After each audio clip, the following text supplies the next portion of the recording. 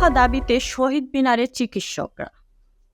৩ দফা দাবিতে March two BMDC কর্মসূচির অংশ হিসেবে কেন্দ্রীয় শহীদ মিনারে অবস্থান কর্মসূচি পালন করছেন চিকিৎসকরা। বুধবার ২১ আগস্ট বেলা ১১টা থেকে তারা শহীদ মিনারে জড়ো হতে শুরু করে। এই সময় চিকিৎসকরা বিএমডিসি কর্মকর্তাদের অপসারণও দাবি করেন। এছাড়া বাংলাদেশ মেডিকেল এবং ডেন্টাল কাউন্সিল বিএমডিসি কর্তৃক ম্যাটস, ডিএমএফ, এলএমএফ পাশ করা মেডিকেল অ্যাসিস্ট্যান্টদের ডিপ্লোমা মেডিকেল প্র্যাকটিশনার হিসেবে বিবেচিত করার প্রতিবাদ জানান তারা। জানা গেছে, অপ্রীতিকর পরিস্থিতি এড়াতে আন্দোলনকারীরা শহীদ মিনারে সমবেত হয়েছেন।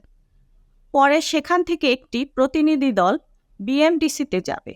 দাবিগুলো হলো, ন্যূনতম এমবিবিএস অথবা বিডিএস ডিগ্রি ছাড়া অন্য কেউ যেন ডাক্তার পদবি ব্যবহার করতে না পারে তা নিশ্চিত।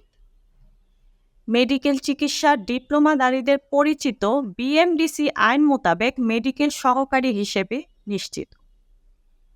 মেডিকেল সহকারীদের জন্য নির্ধারিত ৭৩টি ওষুধের বাইরে প্রেসক্রিপশনকারীদের বিরুদ্ধে বিএমডিসি আইন মোতাবেক প্রয়োজনীয় ব্যবস্থা নিশ্চিত করা।